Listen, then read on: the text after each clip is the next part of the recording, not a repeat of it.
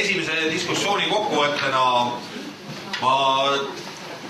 et kinnistada natuke, mille ümber me tegelikult siin räägime ja võib-olla täpsustada, siis ma kirjutasin need Eesti maksupoliitika eesmärgid siia uuesti üles, mis olid ka ühel slaidil olemas.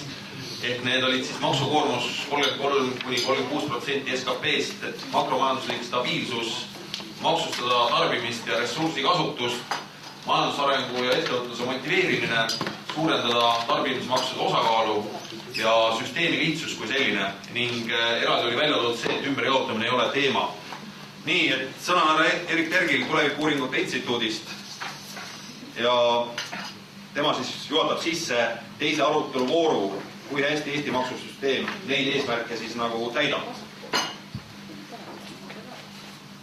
Mida ma siin kirjab? Palun.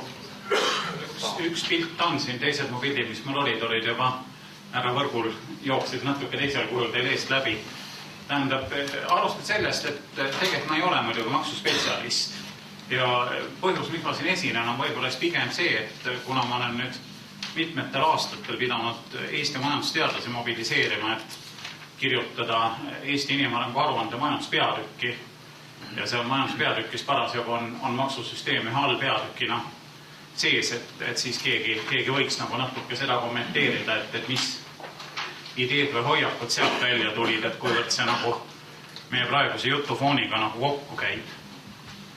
Ja hakkas kõigepealt kontekstist peale, et inimarengu aruandel, nagu te teate, on oma teatud fookus, see on tõesti, ütleme, inimkapital ja sotsiaalne kapital ja kogu see pool ja võib-olla siit tuleneb nüüd üks meie fookus, mis oli juba mitte nüüd selles viimases, aga juba eelmises raportis, et kui me vaatame selliseid sotsiaalvaldkondi nagu tervishoid ja haridus näiteks, et siis oli väga selgelt näha, et seal tekib vajalik finantskate nendele valdkondadele Eesti maksusüsteemi puhul ainult korralike majanduskasvude pealt.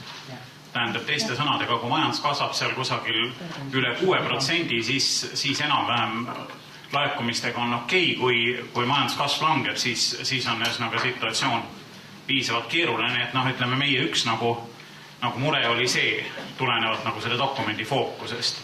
Nüüd kõigepealt, millega me nagu nõus olime siin, ütleme seni kõlanud nagu üldistest juttudest. Kõigepealt meil tundus, et üldine Eesti maksukoormus on enam-vähem normaalses tsoonis. Tähendab, okei, ta on Euroopa Liidu taustal on madalapoolne, samal ajal meie maksukonkurents on tegelikult mitte Euroopa tasandi, aga laiem rahvusvaheline maksukonkurents ja kaasa arvatud ka Hiinaga ja kahjuks mitte ainult froteerätikute tootmisel. Nimelt selgub, et näiteks me tegime eraldi analüüsi, et Hiina kaup tuleb meie turgudele, mida me loeme peaaegu oma koduturgudeks, Soome ja Rootsi turgudele ja kaasa arvatud ka väga tugevalt nende samade eksporttoodete gruppide osas, mida me ise toodame. Tähendab, teiste sõnadega me nagu peame seda arvestama. Mulle see jõudis siis kohale, kui ma uut korterit ostes avastasin, mul on Hiina parkett põrandale pandud. Enne see on aru, mis asi see on. Nii et ütleme, et siin, kui Johan Smooli nagu tsiteerida, siis võiks nagu olla niimoodi, et kui saad ära laula, et ühesõnaga, kui on võimalik maksukoormust mitte tõsta, siis ei tuleks seda tõsta. Kas saab mitte lauda, see on omaette küsimus. Nüüd, me ei rõhunud mitte nagu selles majanduspeatükis väärtustele ja eetikale lihtsalt selle tõttu, et me kartsime, et sellised nagu jutud Eesti ühiskonnas praegu tulenevalt väärtusstruktuurist väga peale ei lähe, pigem püüdsime vaadata, et mis on millega seotud, mis mille kaasa toob. Ja nüüd, kuna meil oli üldine hoiak, et maksukoormuse üldine tõus nagu ei ole otstarbekas, siis loomulikult meil tekkis kohe järgmine küsimus see, et tea küll, aga et kuidas me ikkagi suhtume praegu Eesti maksude struktuuri. Ühesõnaga, et me vaatasime suhteliselt kriitilise pilguga selle peale, et kas see struktuur on hea, kas seda struktuuri saaks kuidagi mõjutada ja siin on nüüd üks pilt teil seina peal ja see on nüüd puhtalt, et kus on nüüd üks kõige suuremaid vahesid, tähendab kõige suuremaid vahesid on ikkagi tegelikult otseste maksude ja kaudsete maksude nagu osakaalu vahel ja nagu siit te näete, need vahed on nagu suhteliselt silma torkavad, et mitte rohkem öelda.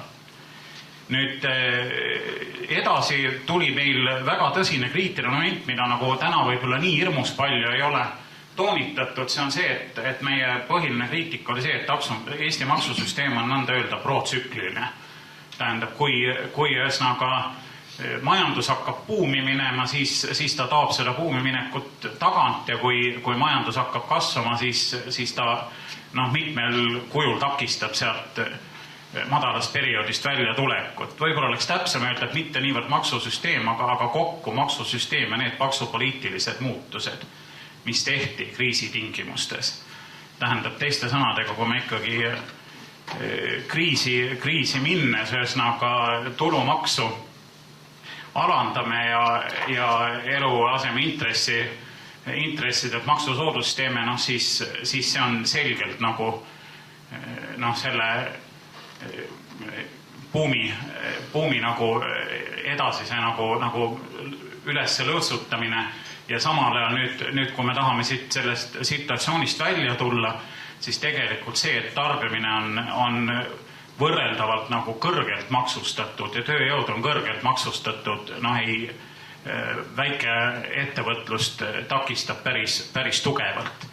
Ja võib-olla siit selle protsüklisusega seoses meil tuli ka selline hoiak või mis on nagu sellise üldise Eesti maksupoliitilise hoiakuga nagu vastuolus, et see, et maksusüsteem oleks tohutult lihtne ja tohutult muutumatu, ütleme, see ei tundu meile päris põhjendatud väitena. Tähendab, meil tundub, et juhul, kui näiteks on ikkagi mingil perioodil tööpuudus on number 1 probleem, siis maksusüsteemiga on võimalik maksusüsteemis nihkeid tehes tööpuuduse vastu võidelda ja kui selle tööpuuduse probleemi ei ole, siis võiks näiteks mingid eelised näiteks uuesti ära muuta. Ma mõtlen praegu kas või seesama, mis juba siin kõlas, ühesõnaga väikeettevõtete tööjõu maksustamise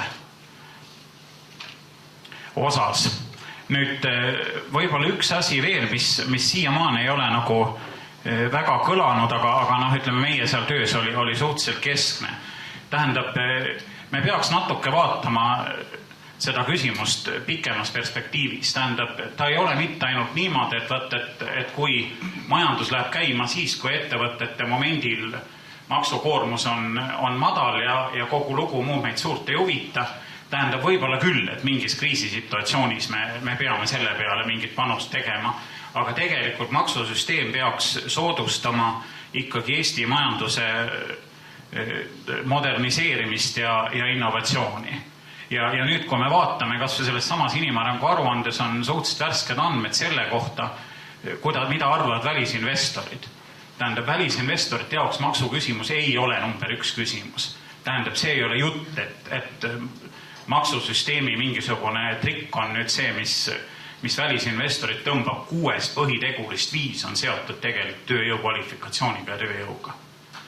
Tähendab, teiste sõnadega olukord on meil suhteliselt keeruline, me ei pea muretsema mitte ainult sellepärast, et mis meil saab, ma ei tea, pensionäridest või töötutest või kuidas abirahasid maksta, aga tegelikult meil eelarve peab suutma toetada ka majanduse moderniseerimist. Tähendab, teiste sõnadega, kui ma ütlen, et meid huvitab ainult see, et mingid maksusüsteemi trikid nagu ära ei kaoks või üldine maksutase, siis see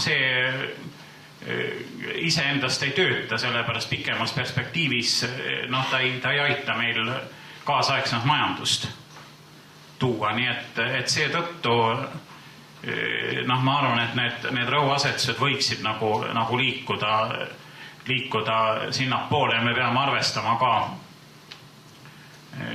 eelarve vajadustega, mitte ainult nagu sellise traditsioonilises mõttes sotsiaalse problemaatika osas, aga selles osas, mis taas toodab meie tööjõudu. Me oleme praegu niivõrd väike maa, et mingil momendil me oleme kõik omadega väga raskes seisus juhul kui nagu sinna panust ei tule.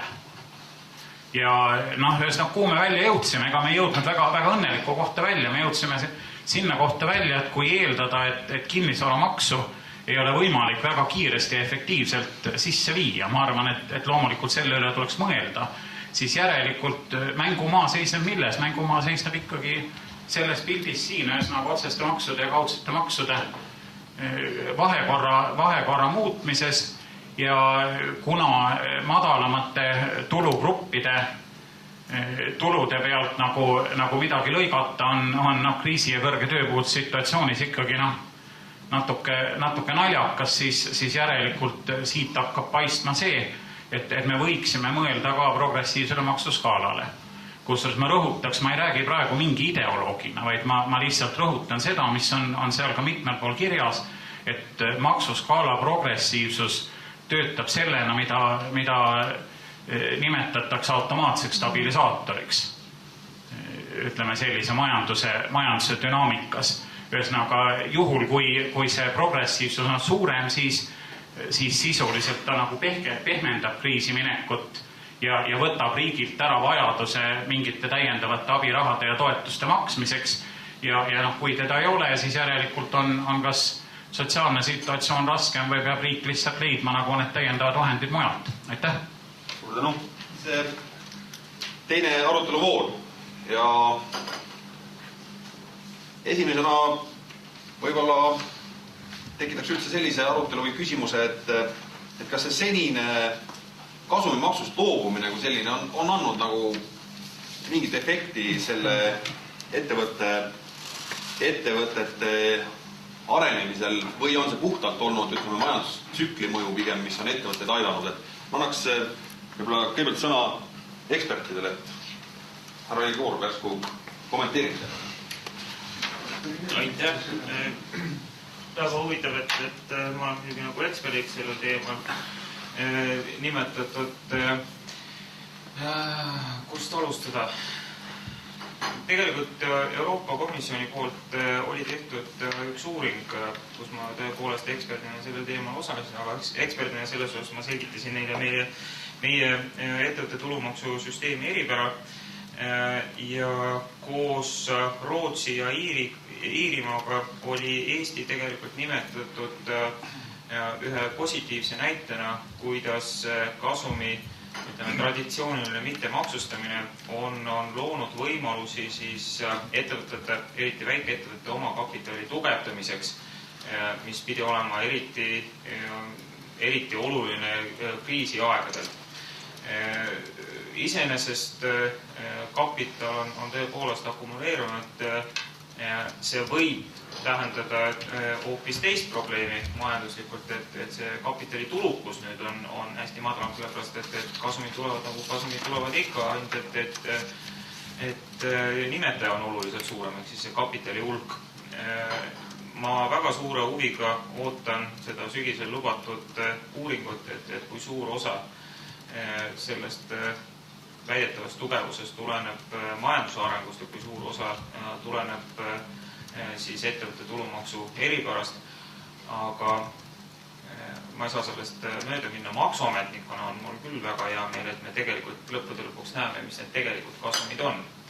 Et kas küsimus on selles, et puudub motivatsioon kasumeid varjata või sellel on ka üks teine külg, Eestit kasutatakse deposiidikontona välisettevõtete poolt, nii et kasumid tegelikult siia Eestisse akumuleeruvadki. Ma tahakski võib-olla selle koha pealt jätkata, et kui me räägime, kas maksusüsteem eesmärke täidab ja kuidas see tulumaksusüsteem on toiminud, siis ma pööraks teie tähelepanu ikkagi sellele, et me oleme paljad kui püksinööbid, et tänastki arutelu on plakat seina peal näitab, me peame tänu sellele, et Norra maksumaksja veid maksu maksnud. Et isegi oma raha pole, et arutada maksusüsteemi üle. Ja teine asi, mille ma tahtsin tähelepanu pöörata, kui poliitikud kõnelevad, siis lihtsalt tsiteerida härra juhatuse esimeest, et poliitika pole mitte midagi muud kui majanduses loodud lisandväärtuse osaline ümberjagamine maksusüsteemi kaudu. Et kui majanduses ikkagi seda lisandväärtust ei teki, siis ei ole meil ka maksu, mida koguda ja mida ümber jagada ja poliitikat, mida teha. Ehk siis, kui me räägime väärtustepõhisest maksusüsteemist, siis ettevõtlikkus ja selle motiveerimine kindlasti peaks olema maksusüsteemi eesmärk. Suur tänu! Et kapitalism ilma kapitalita on meil. Kuivõrd Eesti maksusüsteem üldse on nagu euroopalik maksusüsteem? Härra Vitsu, käsku teie? Süsteem on olemas, nagu maksusüsteem pole olemas. No kui nõnda vaadata, siis kui viimane ülemnõukogu hakkas nõukogude maksusüsteemi asendama, siis me viksisime ju teda Euroopalt nii palju maha, kui me oskasime. Vaatasime Rootsi ja vaatasime mõnesse sellisesse edukamasse sotsialistlikku riiki nagu Ungarisse, kellel olid vabamad käed maksusüsteemi muutusi. Nii et me püüdsime teha teda nii euroopalikuks kui võimalik. Aga nii nagu ma rääkisin, selle sotsiaalmaksuga me jäime juba hätta, sest me ei saanud teha seda manöörit, et sotsiaalmaksu hakkaks maksma kas võrdselt või hakkaks maksma töötajad valdaval. Nii et tal jäid oma vigurid, kuid oma üldiselt arhitektuurilt ja elementidelt on ta enam-vähem euroopalik. Kuid kuidas neid elemente kasutatakse, kui suurel määral ja kui paindlikult, vaat siin me oleme muidugi, ma ütleksin, mitte nii kaugel kui kuu, aga ütleme natuke lähemal Euroopast, sest me ei kasuta neid üldse. Ja kui kasutame, siis tihtipeale tundub, et mitte kõige targemini. Siin Erik Terk juba rääkis liiga palju neid grimasse ära ja ma ei taha neid juurde lisada, aga neid on meil rohkem. Nii et elementidest on meil ta üsna euroopalik. On mõned tõesti sellised originaalsed iseärasused, mida reeglina mille kohta majandusteadlased ütlevad, et jube huvitav ja jube hea, et Eestis seda tehakse, kuid inimestel tõenäoliselt on parem elada teistes riikides, kus selliseid eksperimente ei tehta. Aga see selleks. Aga kuidas ütelda? On ja ei ole ka. Suur tänu. Kas keegi soovib euroopaliku maksusüsteemi vallas sõna? Ole praegu. Palun. Mul on ettepanek ühe koha pealt natuke aega kokku hoida. Ei ole mõtet diskuteerida ettevõtte tulumaksusüsteemi üle. TPI-s kaitsti 2-3 aastat tagasi väga ilus doktoritöö, kus kõik on ära toodud. Kes tahab, võib võtta ja lugeda. Nii et ma ei usu, et me sinna midagi suudame juurde anda. Kusjuures seal on juures ka arvud. Mitte see, et ma arvan, et see on väga tore või keegi kuskil arvas. Seda esiteks. Nii teiseks. Me praegu võtsime eesmärgiks kaudsete maksude suur osakaal. Aga Erik Terki ettekandes oli välja öeldud see, mis on praegu põhiküsimus. Kaudsete maksud, tarbimismaksud olid need, mis ei taganud meil kriisi ajal riigi tulusid. Me peame sellest süsteemist mingil määral loobuma. Ja kujutan on see, et ma ei ole see inimene karvanet lugenud, ootab mul virnas laua peal. Aga see 6% lõi mu pahviks ja teate, miks minul läksid graafikud teise metoodikaga risti 6,2% peal. Juda siis on sama. Suur tänu. Tarbimismaksudest viimati rääkinud professor Raju, kes on detailselt läbi lugenud Euroopa Liiduga liitumise lepingu, teab kindlasti ka seda, et Euroopa Liiduga liitumise lepingus ja ka hilisemates otsustes on Eesti kohustunud aktsiisipoliitikas täitma Euroopa Liidu reeglid. Seal on miinimumtasemed, seal on sihtarvud, tubakaaktsiis näiteks, mis on hüppeliselt tõusnud ja mis on väga kahjuliku tarbimise maksustamine peab, kui ma eksiks aastaks 2016 või 2018, polegi nii väga tähtis tõusma veel ja päris oluliselt igal aastal Eestis järgnevatel aastatel, sõltumata sellest, kas me tahame või ei taha, siis Euroopa Liidu üldise regulatsiooni järgi see tõuseb ja fakt on see, et vaesemad inimesed, kes suitsetavad, mis minu arusaamist mööda mitte suitsetajana on ikkagi inimese vaba valik, aga vaesemad inimesed, kes suitsetavad, kindlasti kannatavad selle all ja mitte vähem. Ja nende jaoks see koormus tõuseb, tahame me seda või mitte. Iseasi ma usun, et siin rahvatervise seisukohast on see pigem ütleme siis meelepärane ja euroopaliku maksusüsteemi osas ma lihtsalt ütleks nii palju, et hästi palju tuleb arvestada ka seda, et Euroopas on väga paljude aastate jooksul tehtud poliitikute poolt selliseid populaarseid otsuseid, kus justkui mõjutatakse mingeid väärtusi, mis tegelikult on tootnud tohutus koguses ebaefektiivsust ja mida ära kaotada ei ole poliitikutel enam jõudu.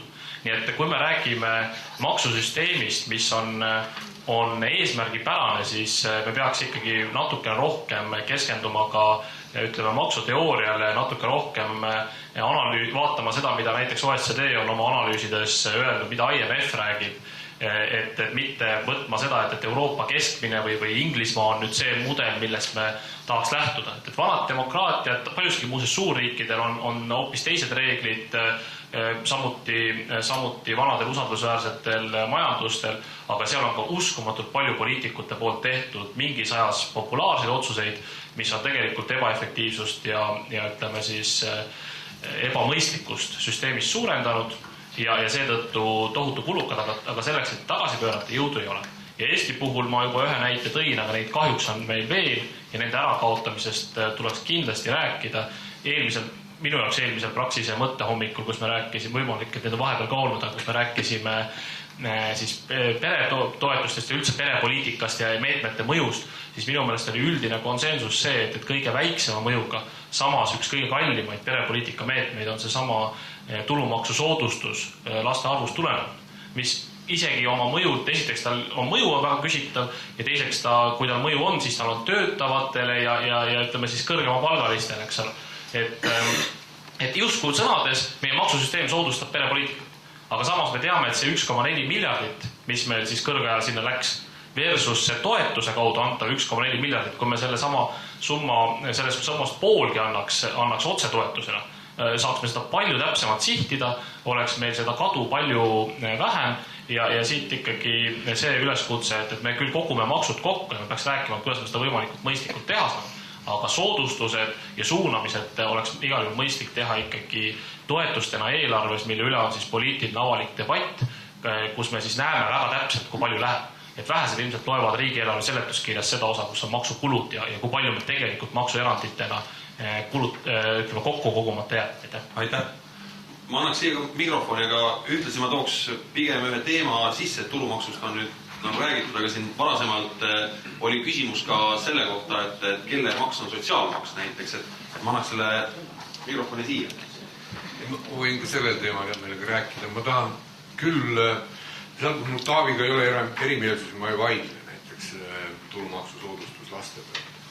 Küll aga on üks suur erimeelsus ja ma loodan, et ma ei pahanda siin viibivaid maksude administreerijaid. See on lihtsus kui eesmärk.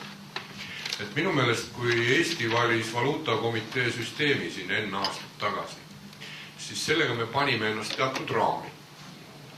Nüüd, kui me majanduspoliitilistes valikutes, nüüd, kui me lähme üle eurole, selles mõttes suurt muudatust ei toimu, need raamid lihtsalt on uuesti määratletud ja nende nimi on nüüd Maastrichti kriteeriumid. Mõnes mõttes võib-olla isegi vabamad kui see, mis meil enne oli. Ja minu meelest sinna sisse hästi ei sobi selline mõiste nagu lihtsus. Tegelikult need võimalused siis mingitki pidi midagi suunata, muuta, kuskile nagu mingid samme astuda tegelikult võetakse, et me võtame endal käest ära. Et mina ütlen ausalt, et mul täna puuduvad kindlad argumendid, kas näiteks praegune juriidiliste isikute tulumaksu maksustamise kord on nagu hea või nagu halb. Ma ootan ka seda uuringut, ma näen siin nii plusse, ma näen siin nii miinuseid. Aga ühte asja me peame küll minu meelest tunnistama, et see mingitki pidi ei soodustanud meie üleminekut siis selle froteerätiku majanduselt mingisugune mõistlikumale tegevusele. Ja siin oleks just pidanud minu meelest kasutama neid pidama tegema seda süsteemi keerukamaks ja suunama mingit pidi, et toetama seda ettevõtjat, kes hakkab looma kõrgemat väärtust, kõrgema palga eest. Ja seda me kahjuks teha ei taha, jätkame seda vaidlust Riigikogus, jälle järgmine nädal ma olen saanud uue eitava seisukoha näiteks koolituse osas ja ka inimeste tervisele tehtavate kulutuste osas, aga see lihtsus iseenesest ei ole ju minu meelest ei sobi meie muu selle rahanduspoliitilise filosoofiaga, et vastupidi, me peaks just looma võib-olla rohkem erisusi. Aga sotsiaalmaksu osas on see tõesti, kui ma sinna ülemnõukokku ei kuulunud, ma seda debatti tean, ega see teema on ka olnud ju vahepealsetel aastatel üle. Täna on muuseas olemas ka mehhanismid, kuidas nagu üleriigiliselt kokku leppida seda, et näiteks kõikide palka korraga tõsta, ma ei tea siis, kui suur jupp sotsiaalmaksust töötajate endi kanda läheks, selle võrra on võimalik seda teha. Pigem on olnud vaidlus selles, et kas nagu meie kodanikuühiskond on juba nii tugev, et ta sellega hakkama saab. Et kui me rohkem usaldame kriisi ja taligat muus tegevuses, siis ma arvan, et ühel hetkel võime usaldada ka seda, et nad saavad sellega hakkama. Ma ütleks ka kommentaari jälle, siis kui tohib. Ma ütleks seda, et sotsiaalmaks täna me tegelikult ju mitte nii-öelda sarnane riiklik maks nagu tulumaks, ta on ikkagi sihtotstarbeline. Ta on kindlustusmaks sisuliselt. Okei, ta on kohaldatud sundmaksuna, teda tuleb maksta kõigil täpselt ühesuguste printsiipide alusel, aga ta ikkagi on kindlustusmaks, on siis need hüved, mida me näiteks solidaarselt soovime selles süsteemis kanda ja millised on need riskid, mida näiteks võiksime kanda eraldi võetuna, kas siis läbi erakindlustuse või mingisuguse muu skeemi. Et see minu arvates kindlalt võimaldaks võib-olla sellist solidaarset seda solidaarse maksukoormuse langetamist, ta võib-olla toob kaasa mingites muudes komponentides kallinemise, aga kui selle eesmärgiks on näiteks kas parem tervis või parem teenus, siis minu arvates seda arutelu tasuks küll pidada. Ja tahaks öelda ka seda, et siin progresseeruva maksusüsteemi kommentaarina, et Eestis progresseeruv maks kunagi ei hakka tööle, sest Eesti tööturg on selleks liiga paindlik. Ühesõnaga, kui me kehtestame kõrgema maksumäära jõukamatele või siis rohkem teenivatele isikutele, siis pange tähele, mis juhtuma see, et tõusevad nende palgad ja vähenevad tegelikult madalamad töötasu saavate isikute palgad. See toimiks siis, kui mul oleks äärmiselt jäik palgakokkulepete süsteem, kust ei ole võimalik teha nagu erandi. Aga täna on ju Eesti tööturg tõestanud seda, et ta on ka majanduskriisi tingimustes olnud äärmiselt paindlik. Mina olen Merle Malvet ja mina olen Sotsiaalministeeriumis sotsiaalkindlustusosakonnajuhataja. Ja ma lihtsalt kas või kommentaari mõttes tahaksin tuua sisse ühe uue nüansi. Kui me räägime siin sotsiaalmaksu jagamisest tööandja ja töövõtja vahel, siis tuleks arvestada sellega, et juhul, kui tööandja maksekoormus oleks kuidagi väiksem pensionikindlustuse osas ja töövõtja maksekoormus siis selle võrra tõuseks, siis toob see meile kaasa järgmise küsimuse, mida me peame lahendama. See puudutab pensionide eksporti ehk väljamaksmist teistesse riikidesse. Meil on väga tugev surve juba praegu ümber maailma maksta inimestele pensioni, kes kunagi on Eestis töötanud. Ja meie ainuke vastuargument siiamaani on olnud see, et meil on solidaarne sotsiaalmaks, mida maksab tööandja ja meie eesmärgiks on eelkõige tagada Eestis elavate inimeste heaolu mingi tase. Juhul, kui meil kasvab töövõtja osa selles pensionikindlustuse makses, siis ma ei ole nii kindel, et see argument enam ette peab. See tähendab muidugi seda, et see kohapealne suhtlus jääb seda üle lahjemaks. Mida võiks võib-olla kaaluda, on see 4%, mis praegu riigiga läheb riigi käest maksemaksjale uuesti pensionifondi tagasi. Mida võiks arutada, on võib-olla ravikindlustuse osa, aga mitte ülejäänud pensionikindlustuse osa, seda nüüd vaata. Suur tänu. Kitsu tahad see õienduse teha? Ma tahtsin ühe õienduse teha. Kui me räägime maksust ja maksusüsteemist, siis me peame rääkima korrektselt. Eestis definitsiooni järgi on progresseeruv tulumaks. Seda esiteks. Kui tulumaks meil algab nullist, läheb 1, 2, 3% kuni 21, on ta progresseeruv, sest tulu suurenemisega tulumaks efektiivne kasvab. Nii et see on progresseeruv definitsiooni järgi. Teine, üldiselt ollakse seisukohal, et marginaalne tulumaks on palju suurema tähtsusega ja see on kõikides maades, kõikide lahendada nii olnud, kui maksimaalne tulumaksumäär. Ja marginaalne tulumaks on meil nendel, kes tulevad nullmääralt üle üks maailma suuremaid. Esimene aste kohe 21% ja selles astmes töötavad kõik 550 000 Eesti töötajad. Ja nendele see mõju ja sealt maksude varjamise võimalus on summaarselt kõigele vaatamata, et seal tulud on väikesed, suurem kui nendel 10 000, keda võib-olla tähvardab progresseerunud, tähendab järgmine aste. nii et siin tuleb arvutada. See ei ole niisama lihtne. Suur tänu. Ma ei tea, mis on tulnud. Ma läheksin korra veel ühe küsimusega, et veel ühte maksuliiki rohkem nagu puudutada tagasi nende eesmärkide juurde. Ma küsiks Rahandusministeeriumilt näiteks, et kas aktsiisimaksudega ei ole mindud juba näiteks liiale, et Marek, sina kommenteerid ka. Aitäh. No, nagu me teame, et viimase 2 aasta jooksul on meil aktsiisid tõusnud siis üsna muljet avaldavalt ja uue aasta algusest tuleb siis sigarettidele veel 20% juurde. Nende aktsiisitõusude juures on olnud loomulikult üks väga suur ja tähtis eesmärk saavutada siis ja aidata õieti kaasa eelarve tasakaalu saavutamisele ehk siis mahtumisele Maastrichti eelarve kriteeriumi piiresse, mis on siis -3% kuni -3%, siis tundub, et selle eesmärgi me oleme saavutanud. Nüüd aktsiisid iseenesest, jah, aktsiisitõusude sedavõrd järsk ja suur aktsiisitõus on tekitanud tegelikult vastavate kaubagruppide turgudel ja nendega tegelejate seas siis väga tõsiseid probleeme, tagasilööke ja kahtlemata ei ole mõjunud see aktsiisitõus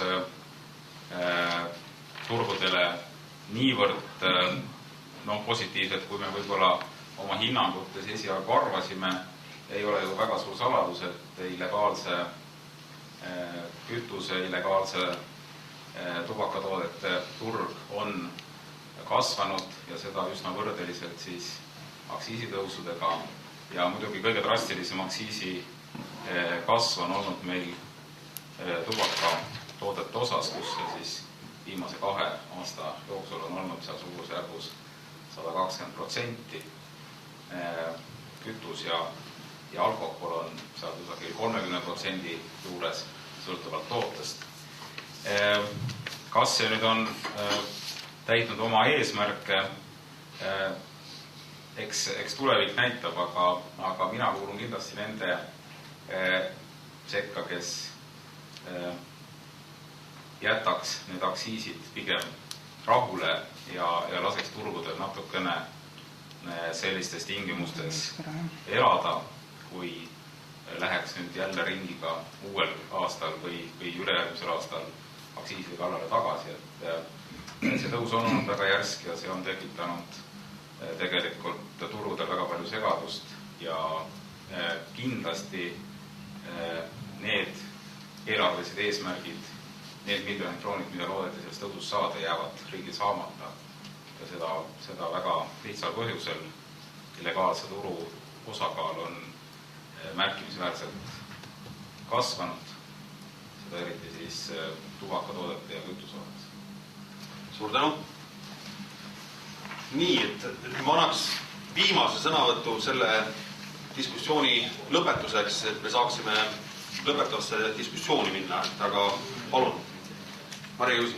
Hästi lühike kommentaar aktsiiside kohta, et mis puudutab alkoholi, ma Põhjamaades eriti ei kujuta ette, kui räägitakse, et see on kahjustanud väga aktsiisitõusust vaeseid elanikke. Siin on nagu eesmärgid täiesti teised olnud, et on tarbimise piiramine ilmselt väga suur eesmärk. Kui vaadata alkoholi jaehinda, siis alkoholi jaehind oli stabiilsemaid viimase 10 aasta jooksul.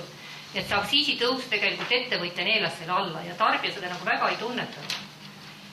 Ja kui vaatame tubakatooteid, siis ma saan aru, siin on tegemist paratamatusega, me lihtsalt täitsime Euroopa Liidu nõuded. Nii et siin Rahandusministeerium pole nagu millestki süüdistada ja põhimõtteliselt maailma uuringud näitavad, kui miski piirab tarbimist alkoholi ja tubakatoodete osas, siis on see ainult hind, põhiliselt hind. Nii et kui riigil on eesmärk neid tarbimisi vähendada, siis me peame tulevikus arutama, et siin hind peab tõusma, et siin pole midagi parata. Suur tänu.